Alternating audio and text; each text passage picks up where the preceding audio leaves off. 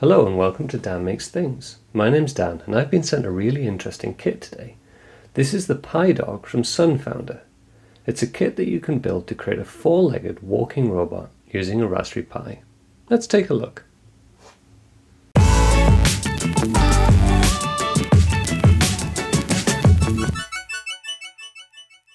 The kit comes with all the components needed to build. Just add a Raspberry Pi and a USB-C charger. There are a few interesting modules that come with example scripts, so you can jump straight in and demo the functionality or use them as a basis to build your own. The kit has a camera that connects to the Raspberry Pi's CSI port, an inertial measurement unit that can be used to balance the robot on gradients, an ultrasonic sensor for measuring distance, and an RGB LED strip. There's also a directional sound sensor and speaker for audio input and output. The kit comes with an integrated battery that can be charged directly from the USB-C port on the board. In this video, I'm going to walk you through the entire build process and then take a look at some of the example scripts, so stick around if you're interested in following along. I found the process to be extremely straightforward. The documentation was mostly clear, and although I made a couple of mistakes along the way, like attaching the wrong camera cable, they were easy to rectify. The biggest challenge was making sure I was using the right screws or rivets, as there were quite a few packets to search through for each step. So I definitely recommend organizing them before you start the build, which I didn't do. Besides that, the installation of the software and zeroing of the servos is something that I neglected, but having that in place at the start of the process would definitely have made testing and building easier. I was impressed with the quality of the kit. With the exception of a few rivets breaking as I was assembling the robot, everything worked as expected, and there were no issues as long as I followed the instructions exactly. Let's cut to the build process. I've added chapters to the video so you can skip ahead if you're just interested in seeing the end result. The kit comes with a fully printed instruction manual that details all of the parts and components included, and everything that you'll need to assemble it. I have a Raspberry Pi 4 that I'm going to try and put in place here, so I'm going to follow that guide to assemble the robot. Let's take a look inside the different boxes that are clearly numbered. Box 1 contains 2 bags, metallic parts and what looks like laser cut acrylic.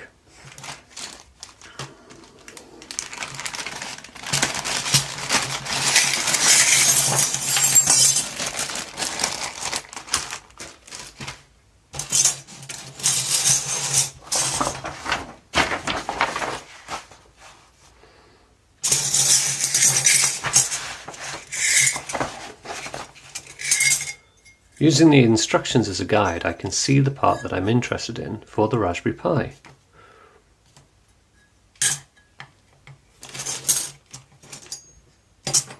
I don't immediately see the standoff screws, so I'm going to take a look at the other boxes to see if they're in there.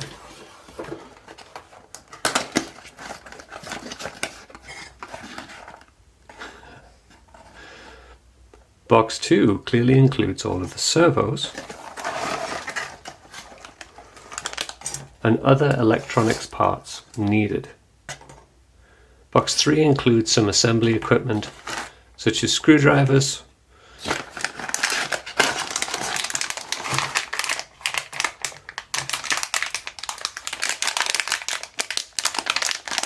a sealed packet,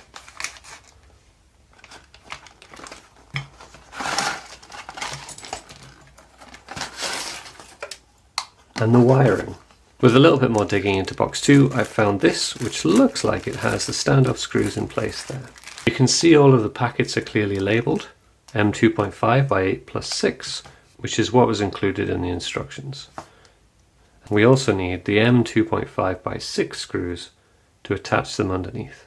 And then finally, we need the sound direction sensor module shown here. I don't have a ton of room on this desk, so apologies for the mess. This is interesting because this is obviously a sound direction sensor which has 3 microphones and then presumably a chip to determine which direction the sound comes from. And it allows it to triangulate the position of any sound. It'll be interesting to see how we can use that.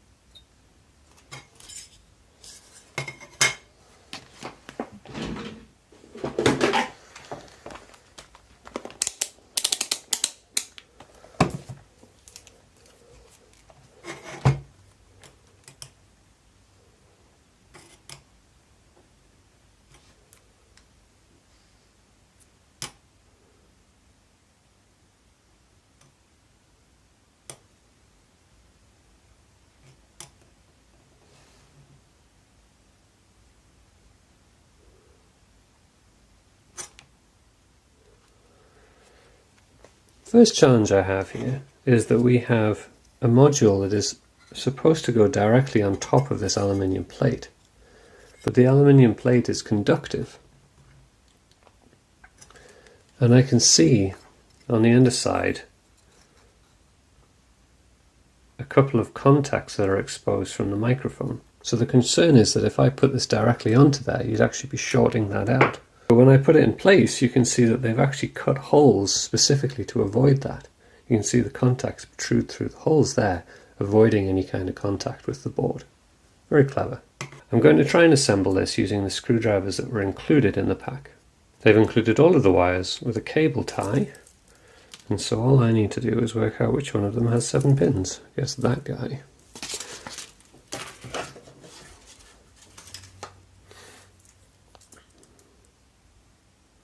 The next step is connecting this 7-pin JST connector to this board. It is a little bit stiff, but it goes in. No problem. Next thing is to attach the Raspberry Pi, and then we need another few standoff screws to put that in place. It's at this point that breaking out the anti-static bracelet is quite useful. So that goes in this way, connecting on the top, and then we need 2.5 by 11 standoff screws, which is not those. There we go. 2.5 by 11 standoff screws. Take some screwing in.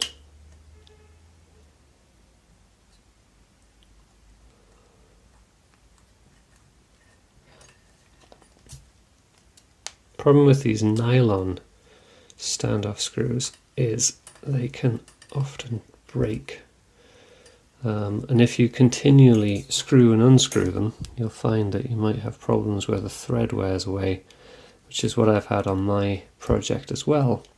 So just be careful as you're doing this kind of thing. It's also quite difficult to screw in by hand, but they have included a hex tool here to allow you to do that. Beautiful. That's that assembled. Next step would be to connect the FFC cable, which is this one, which presumably goes to the camera. So again, with these elements, you just have to be a little bit careful and make sure your alignment is correct, because you can only attach these with one orientation, otherwise the contacts won't connect. Next on my list, oh look, it even comes with instructions to explain, that's useful. Next on my list is M2.5 by 6 screws, and I really need to organize these a little bit better to make them easier to work with. But in the meantime, there's some 2.5 by 6 screws, and I need 4 of those just to attach the final hat, which we'll get out in a second. Open this one up, take a look. This is a beautiful piece of kit. So we have a robot hat here. Now I can see a speaker, I can see some headers for the servos, analog to digital converter, and then PWM, and we've got motors, and we've got a battery connector, and we've got a power switch. Interesting. So normally this 40-pin header will go onto the Raspberry Pi, which it looks like it does, and then we screw that down in place, and it looks like this goes out of the bottom, or the back end, however you want to think of it. So I'm just going to try and put that in place now. Again, firmly but gently pushing that in place. We can see there is room for that. It's a little bit, I don't know if you can see on the camera there, it's a little bit tight inside. Hopefully there won't be any damage to that cable. I know bending the cable a significant amount can cause problems, so let's see how that goes. Excellent, so that looks like the brains assembled. Now it's a case of just going through and following the instructions for the body. So in the next instruction, what we're doing is connecting those header pins to the cable that we attached earlier, which is this one. It even tells you which orientation to connect, which is useful. So let's bring this up and let's take a look. So there should be a mark on here indicating the first pin, which again you may just be able to see on the camera there. The arrow indicates the first pin, and they want that connected so that it is kind of like this. And in the first row of these headers here. Just like that. Then the next stage is putting one of the servos in place in the gap here. So I have a big bag of servos. They all look to be the same kind. So I'm just going to remove one.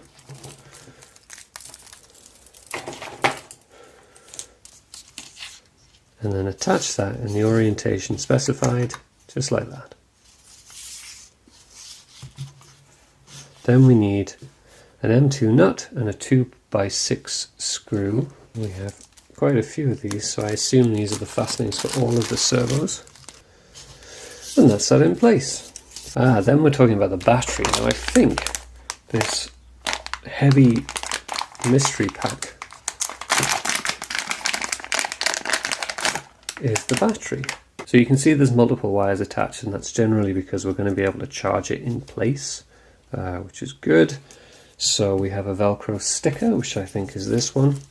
And we're going to put that in place, and then we're going to stick that to the underside here. And we're going to stick that to the underside here. Now it looks like it even has markings to tell you where to connect this. And you can see those through-hole components. The microphones are still exposed there and not bridging anything, which is great. Take that off. And then we're going to push that on. It looks good. Quality of the battery looks good. No problems with bulging or damage at all during transit, which is excellent. Step 10 is just talking about connecting the battery through to the board. It looks like it's supposed to come up and then connect directly there, which it does so quite easily. Very nice. And then step 11 says insert the Type-C cable into the robot hat to activate the battery and keep it connected. The next stage is around installing the tutorial and then connecting the servo to P11. And you can see here they're all numbered, so that'll be P11 there. So I'm going to take this and attach it to P11, and it's color coded, so you can see the wiring color matches up with the color of the headers, which is very clever. And I'm just going to stick that one on there. So the next step looks like we are starting to attach the servos, so let's take a look at that. And then what we have is a big bag of servo arms here, presumably because these are sold separately as kits, because we definitely don't need all of those, I hope. Looks like we just need that little one over there. So it says we need M1.5 by 3, which is these tiny guys here, and none of those match these. So I'm assuming the rest of this can just be put to one side. This is like microsurgery. So there's a little recess to put the servo arm into, and then from the underside, tapping into the plastic. Oh, it's a magnetic screwdriver, that's useful. Got them both at the same time, that's fine. We are going to screw that in there. And then we need a cable tie, and we have a cable tie here. So I'm feeding that through that flat section in the bottom there, just pulling that tight. And then it talks about attaching it to the existing servo that we have in the mount here, using the smallest screw in the servo package. There we go, that answers my question. So I'm going to push this in like that, facing down.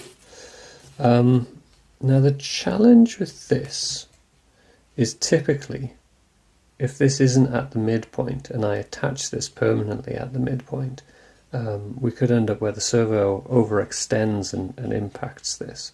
So I'm not going to put the screw in right now. We will do the configuration and then we'll screw everything down, I think. That would make sense. And maybe that's why on here it actually talks about running the script first, because that would align the servos, you see. So it's possible that we need to do the software before we can do something else. So it's a different day now. So I had to go through and install the Raspberry Pi operating system, install a load of dependencies. All of those dependencies are actually detailed in the instructions over here. So you go to this address, you follow the guide, it allows you to install some things. And then critically what you need to do is this step where we're zeroing the servos. And what that basically does is it takes all of the servos that are connected to this board and it sets them to the midpoint position. So they have 90 degrees in either direction. The reason for that is if I was to attach a leg, let's say, and they weren't fully zeroed, then it's going to assume that they are, and then when you actually start it up and it zeroes them again, it could potentially cause the piece to overextend and impact another part of the robot or something else like that. So you always want to make sure that you do this step, and then when you assemble it, you know that you're safe. Now I've used this as an example, but this is actually for the piece that's connected to the main part there. So let's continue and we'll see how we get on. So I'm going to reconnect this now that that servo has been zeroed out, and I assume that that's the tail. Then number 14, we're talking about place plates C and D as shown. 2 pairs on each side, apply red dot stickers and mark R or L with a pen. Oh, fun. Okay. Right. So what we have over here, just off screen, is a load of plates like this.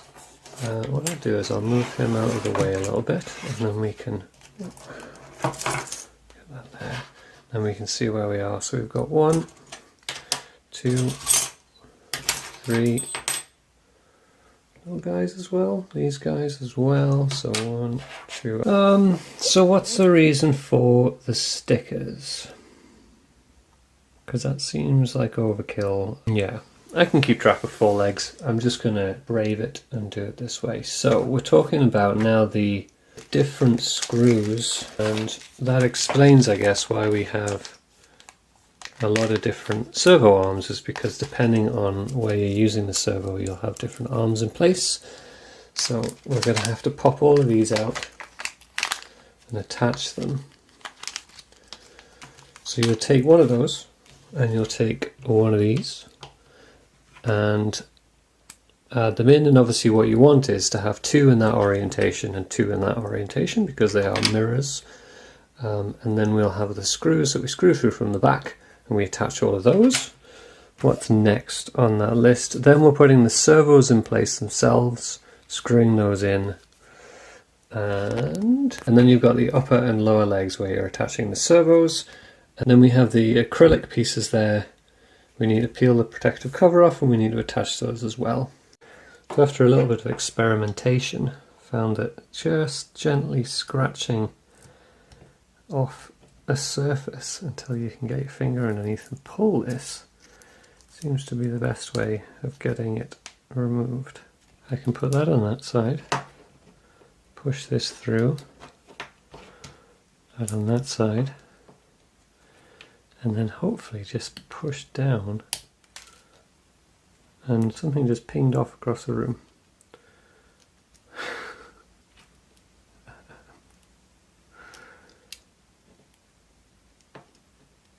So that was clearly not how you do it, unless it is how you do it. And that one was just broken.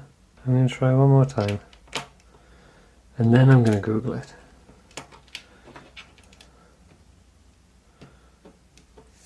Because the diagram says push it through all layers.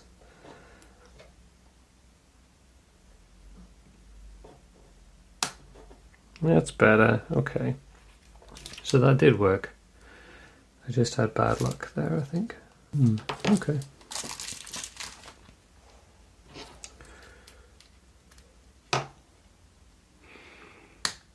Yeah, worked that time too. Beautiful. I just need to do that 6 more times. Yeah, some of them just don't seem to work.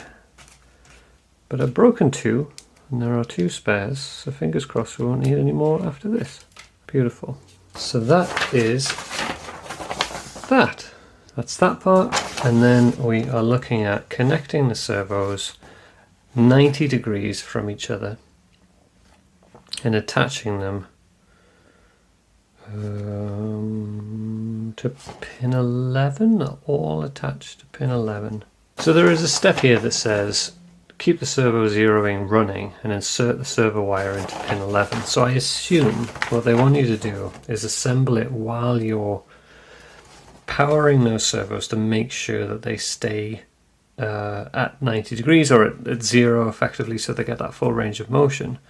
And you just reuse the same pin throughout the whole process, which is fair. So what I'm going to do, this is all just assembling the legs and screwing them in. This piece is taking the other metal bits and putting the servo arms through.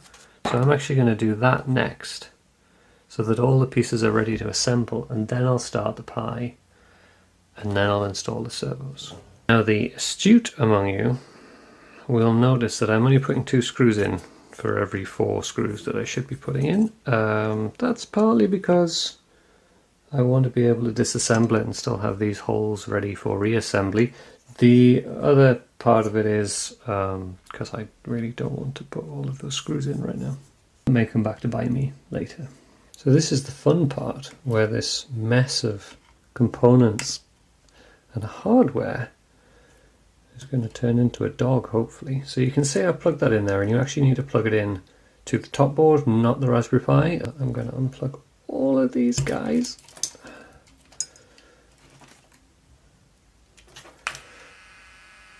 That's the speaker, which happens during the boot process. And I have the ability to remote into the Raspberry Pi through VNC.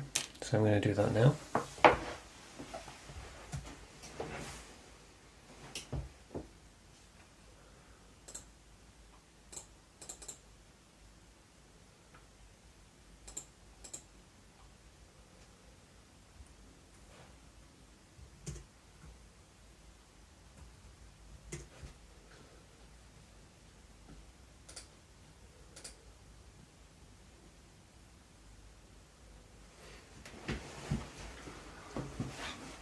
I've just run that servo zeroing code again, so the idea is now we're going to follow these steps to assemble it. So let's see how that goes. So you start with one that looks like this, and then you start with a one that looks like that, and then what we're going to do is we're going to put them in 90 degrees, but before I assemble it, the one that is connecting, which is this bottom servo, needs to be connected to pin 11. I don't think it makes any difference because they're all set to 0, but I'm just going to be very careful. Plug that in now. I would never recommend plugging in servos while there is power going to the pins, but that's what it says, so that's what we're going to do. And it wants it to be 90 degrees, which I am going to eyeball right now. And then you need to use the servo screw to screw them in. So I'm going to screw in to that.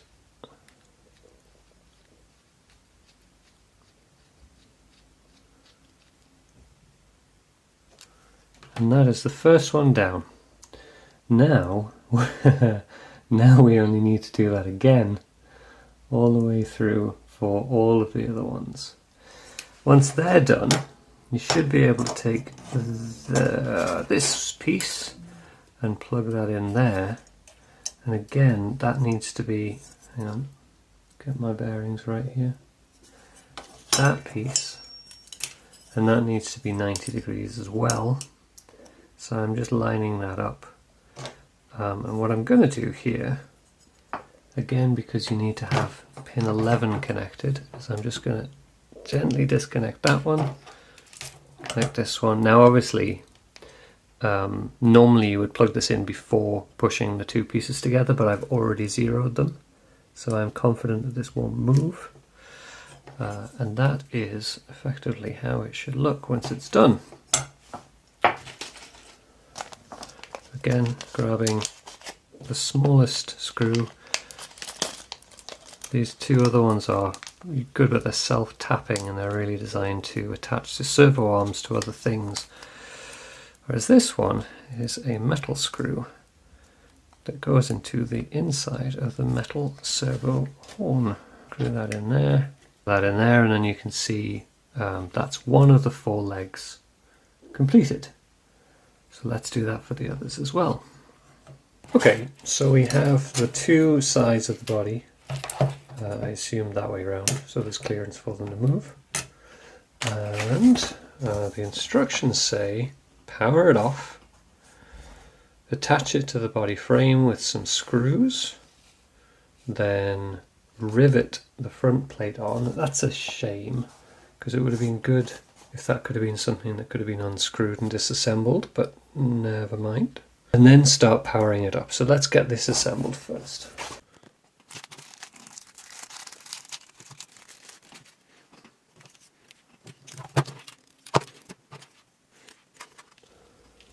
Looks like the corresponding hole in the body is threaded, which is obviously useful.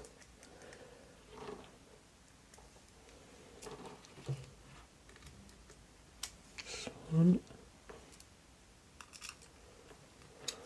Just like that. Hopefully, just like that.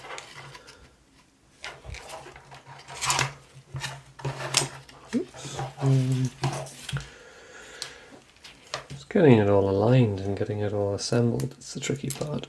That one.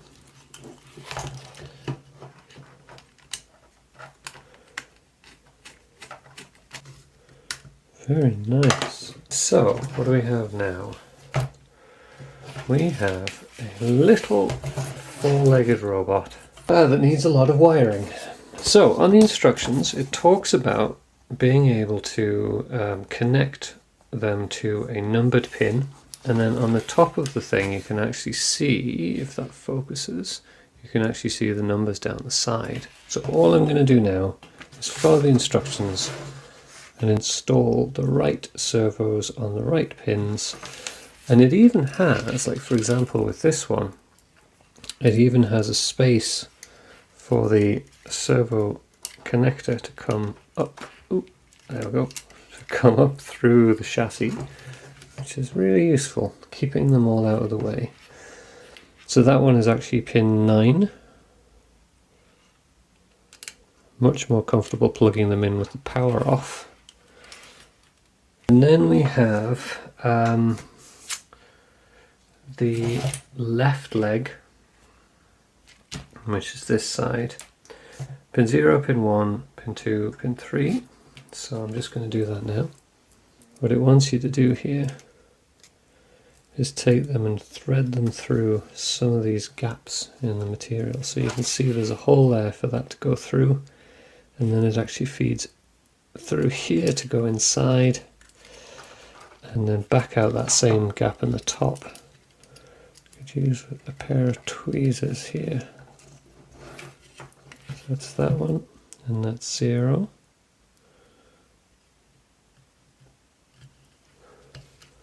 And the same for this one.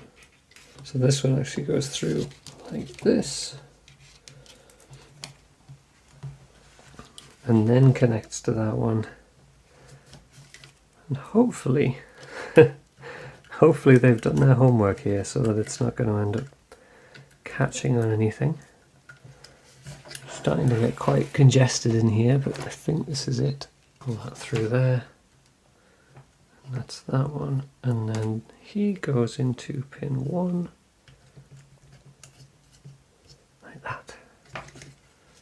So that's that, and then we've got pin 2, and pin 2, if I show you on here, pin 2 again is going to go, let's get that 90 degrees, it's going to go in here, through that gap in the chassis, and then up through this one,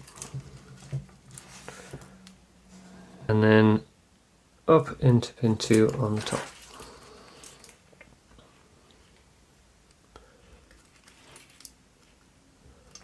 Just like that. And finally 3, Just trying to make sure I don't catch any of the other wires, because when things start moving that might cause a problem. So that's pin 3, and that just goes into that end like that. So that in theory is this side completely wired up and usable. And then we're doing the same thing again, so that was this one. We're doing the same thing again for step 34, and we are just turning him over and following through with this. And as if by magic, that's those done as well. I will say, it's quite impressive if they've managed to do this without any wear on those wires. But I guess once we get it all aligned, it should work quite nicely. That is step 34 of 74. And now we're on to the head and the other kind of peripherals, which is quite cool. I wonder, do we want to start it up and see what happens? We could do that. So all I'm going to do is reset those to the middle point, and then I'm going to turn this on. And it shouldn't do anything because I'm not running any software at the moment. But once I get the laptop booted up, we should be able to connect and actually run one of the example scripts. After a quick test, it looks like that isn't going to work because we need these additional parts first. So let's keep going. This is an RGB strip, and what I'm going to do is just try and install that now.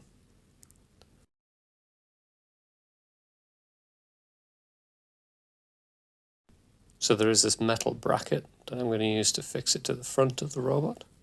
And it looks like it uses I2C with little JST connectors.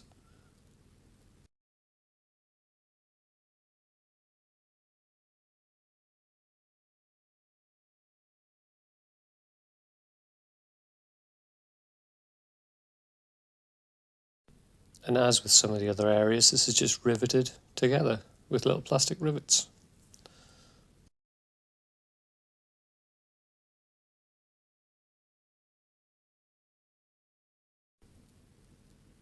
So there's a couple of these JST connectors, and I don't believe it matters which connector you use, because obviously there's two on this board.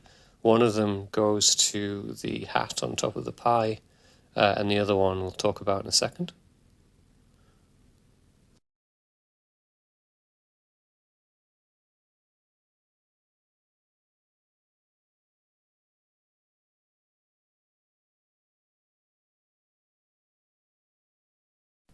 And that just fits in place there, just test fitting it for now. The second JST connector is going to be connected to the inertial measurement unit, and that's useful for measuring the position, for balancing and for other things like that.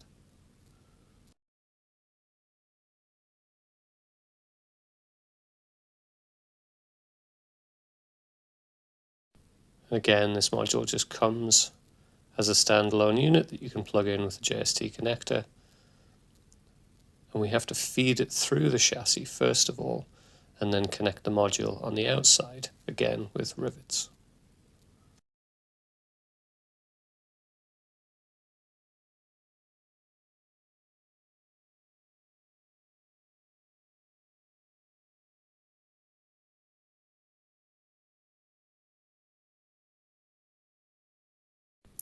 With these small connectors, you just need to make sure that you are connecting them with the correct orientation, otherwise you can damage the pins.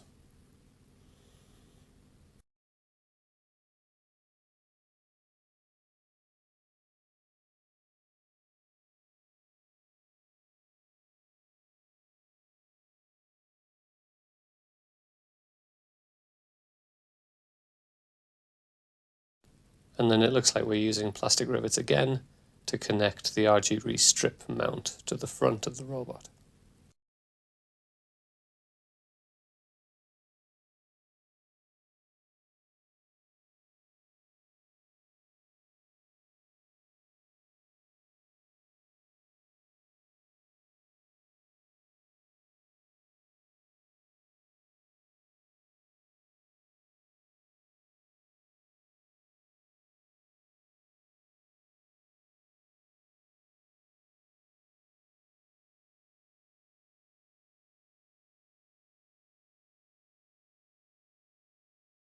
So then we can just feed that wire back inside and then again rivet this to the outside.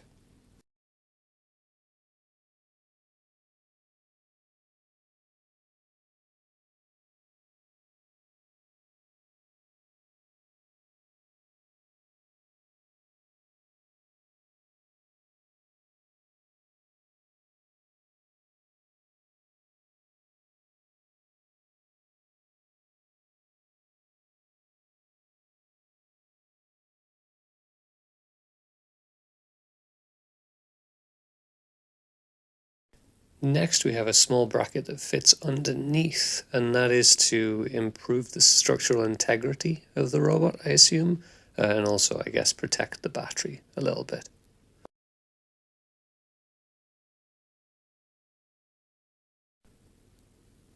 And that connects again with rivets.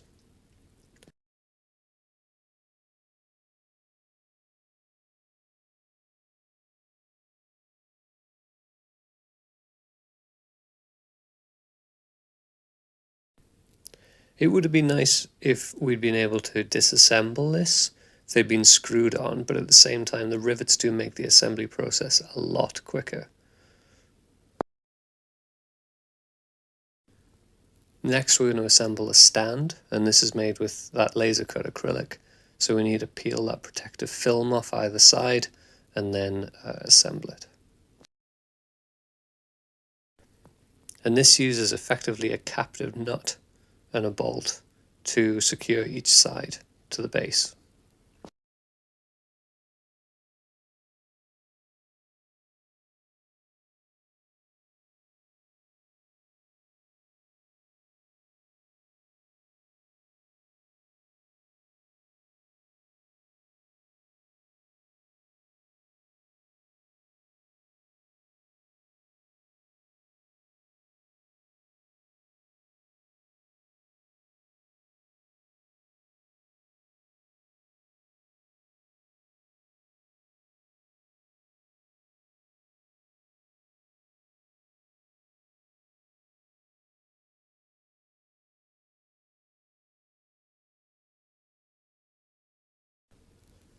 And the robot just drops on top of that just to take the load off the servos while it's starting.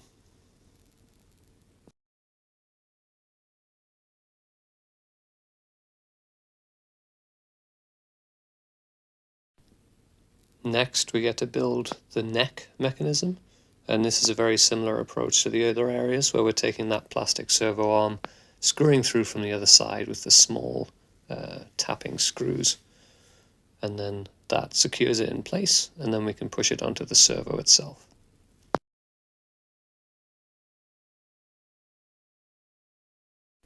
And this is another part in the build where you actually need to connect the servos and have them zeroed. So you can see I've started up the Raspberry Pi, and then I'm going to go through and zero each one individually by plugging it in with that code running that we talked about before.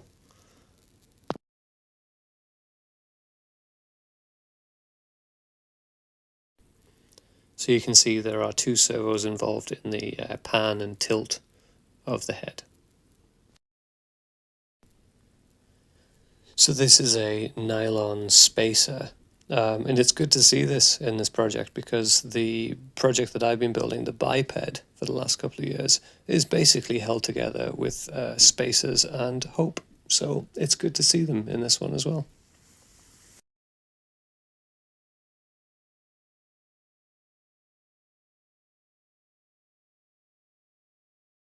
Then this final piece just caps all of that off and holds it all together.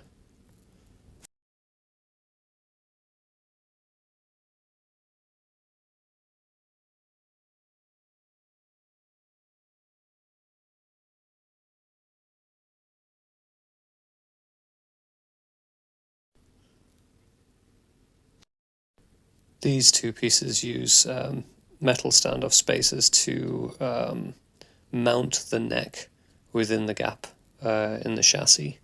And so one side connects to the output of the servo, and the other side is a pivot point, effectively. So you can see the same approach there of using that servo arm and then screwing through from the other side.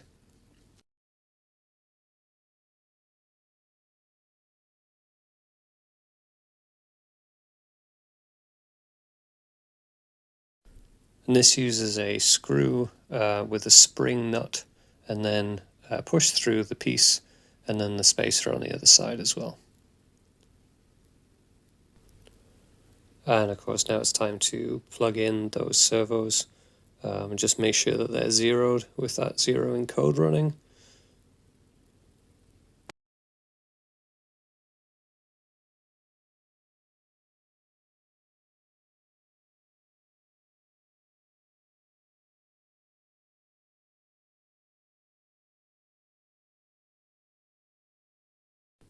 And then we can attach those two mounting brackets to the servo.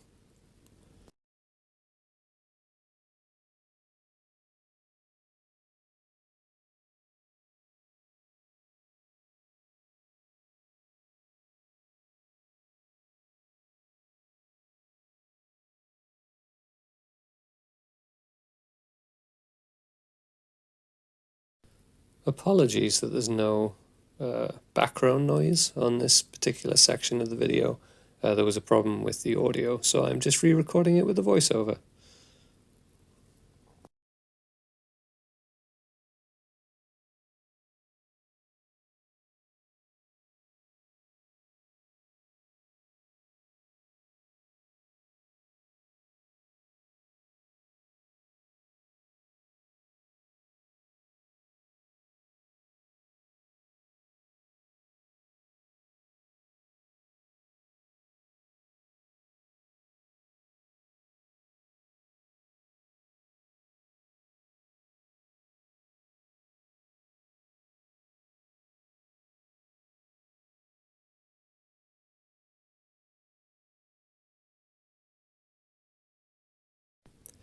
And this is the final part of that neck mechanism being assembled. We'll plug in the servo to zero it out, we'll screw in the servo arm, and we'll assemble the components.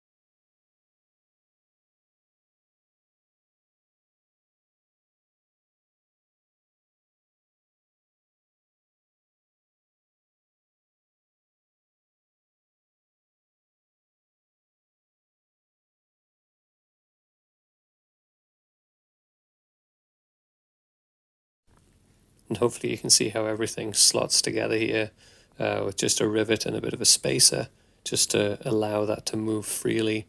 And then on the other side, the servo slots into a bracket within the metal frame, which is quite nice.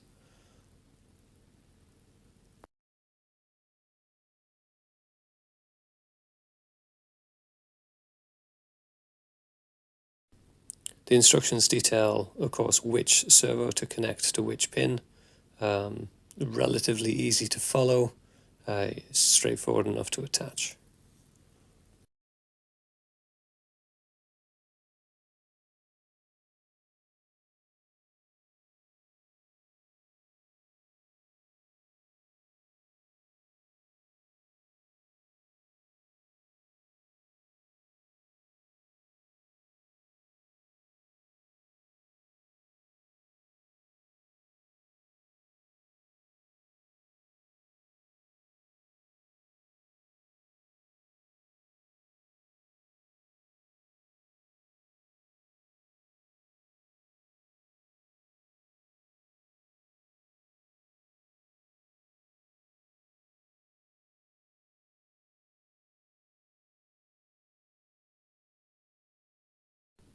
And now it's just a case of making sure there's enough room for us to slide that inside.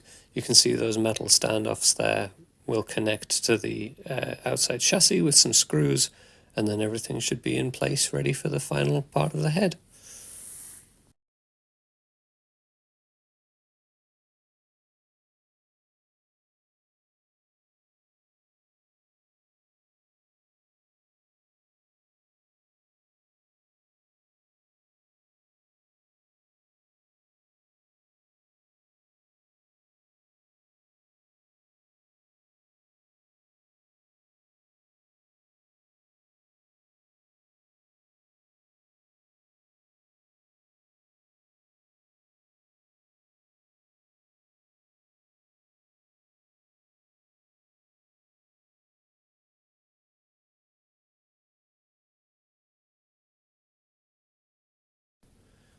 So these two metal pieces form the left and right side of the head itself. So we're going to attach one of those now, and then we'll look at connecting the camera.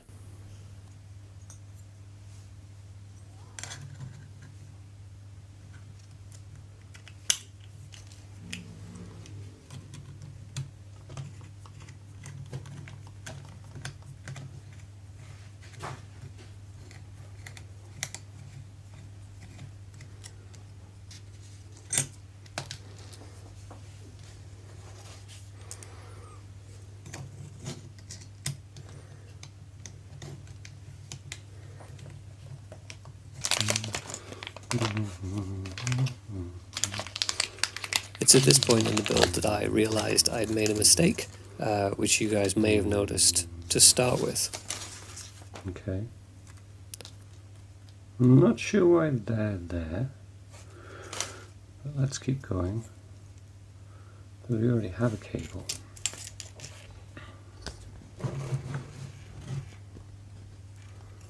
So we have this cable here, and yes, it comes over this way, and then you do something with that, which obviously doesn't work. So I think I have used the wrong one. I think that's the problem. I should have used one of these, which have two and then two ends. The issue, of course, was that that cable was for a different Raspberry Pi, and rather than connecting the small end to the Pi and the large end to the camera, I connected the large end to the Pi, and then of course the small end didn't fit on the camera. And I should have known that, because I've done this before.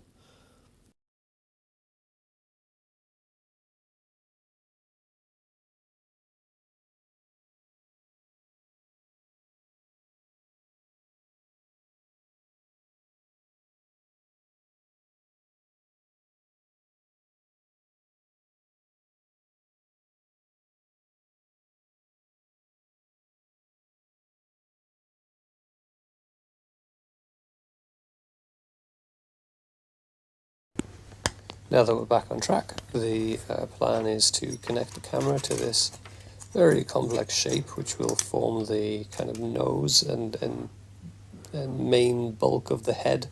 And again, we're just going to use some rivets to push that in place, and then attach the ultrasonic sensor to the top.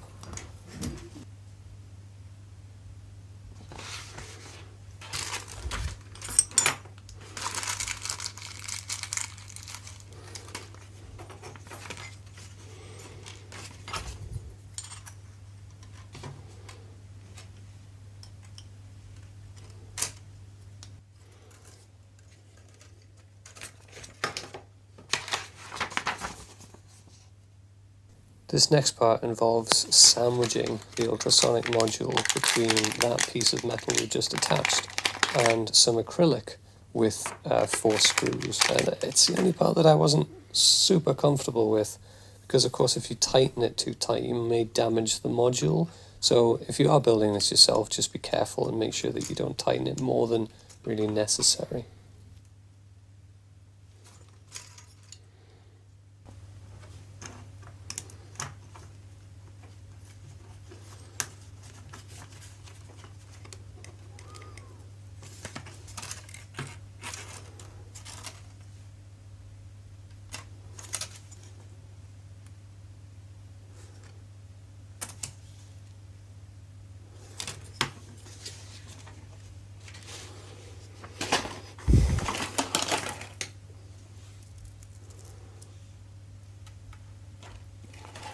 Next we're connecting the cable to the ultrasonic module and then to the hat on top of the body.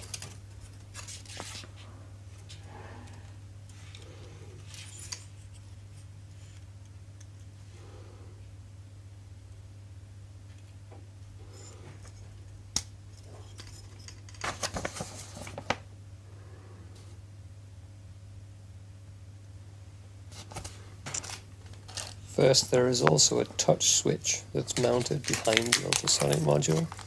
Now, when I built this worked really well, but I would recommend plugging the cable into the module first and then riveting it down, because it's just a little bit tight trying to get that in because of the metal frame and pushing kind of past that frame.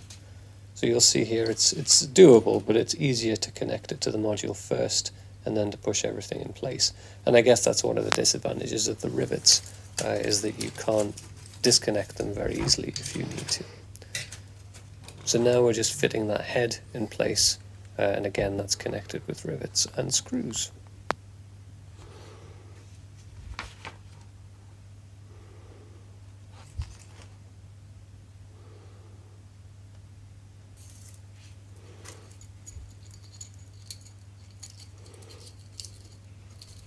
So we feed those wires through and into the head just to keep them out of the way, and then they pop back out at the bottom, and then they're connected to the body.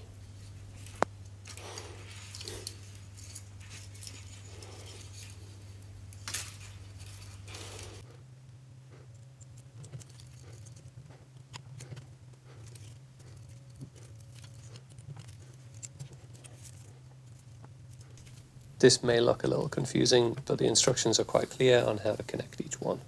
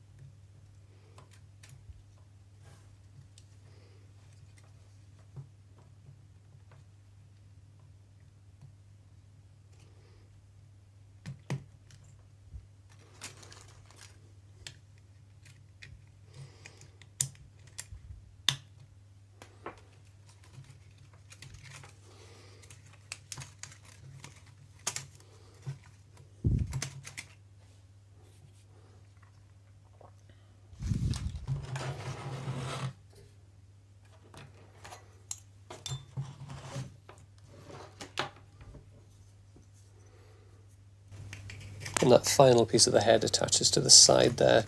I did actually go in and clean up the wiring inside to make sure nothing gets trapped first.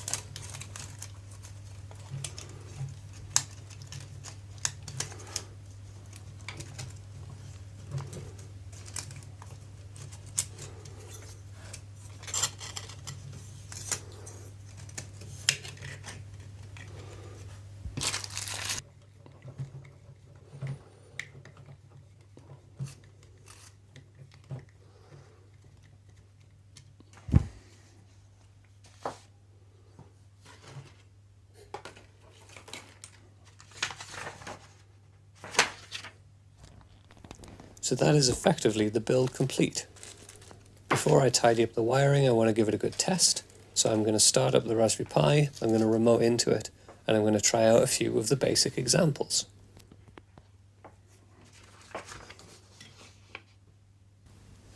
So this first sketch is actually a calibration sketch, and it just allows you to pick a servo and move it, just to make sure that everything works. So I decided to move the tail backwards and forwards for the world's slowest, saddest wag.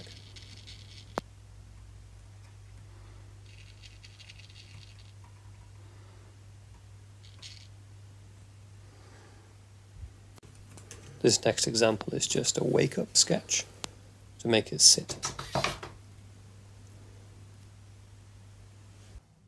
A few more examples here, and you can see that as it resets, it sometimes snaps the servos to the right position, and then this is it doing push-ups.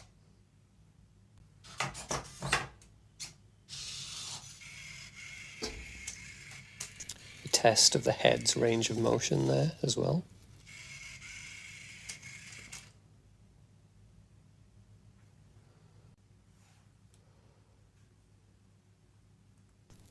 And then finally a run-through of some of the more complex examples, including walking.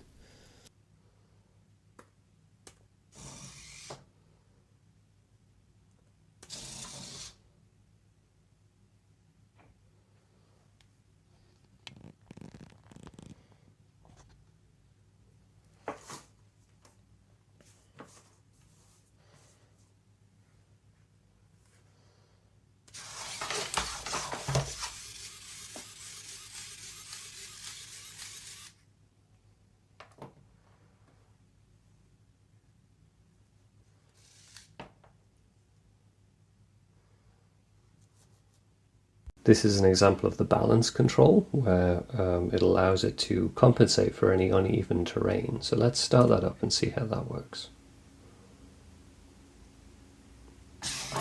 So it is actually technically balancing, but obviously the terrain's flat. So if I move it, you can see the legs should move in relation to how I move the body.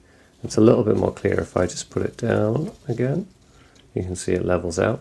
If I put it on the box and then adjust the height of the box on one side,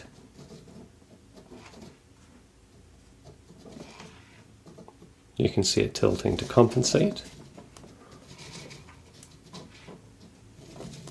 And that works left to right as well as front to back.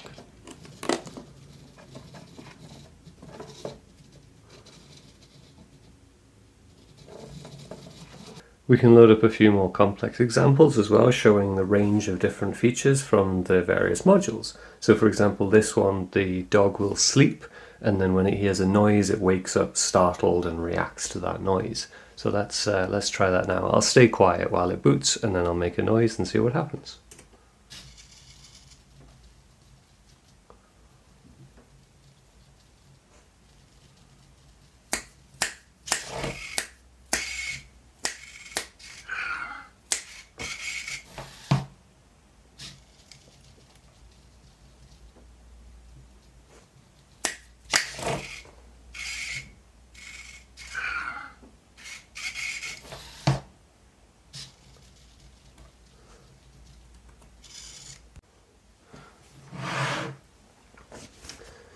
And similar to that, we have response, and response will react differently whether you approach it from the front or whether you pat it on the head. So let's try that.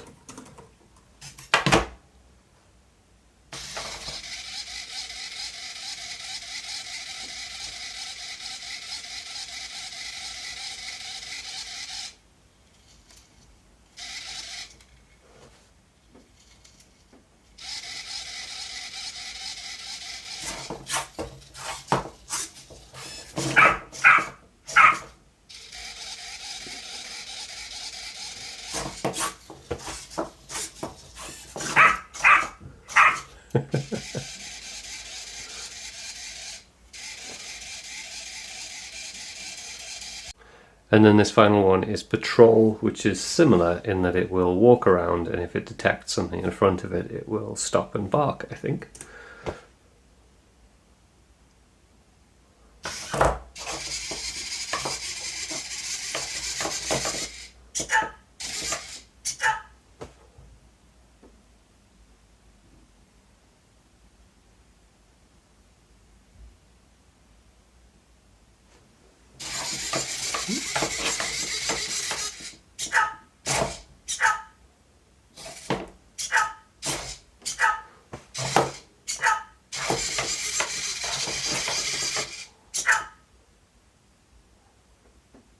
Very interesting.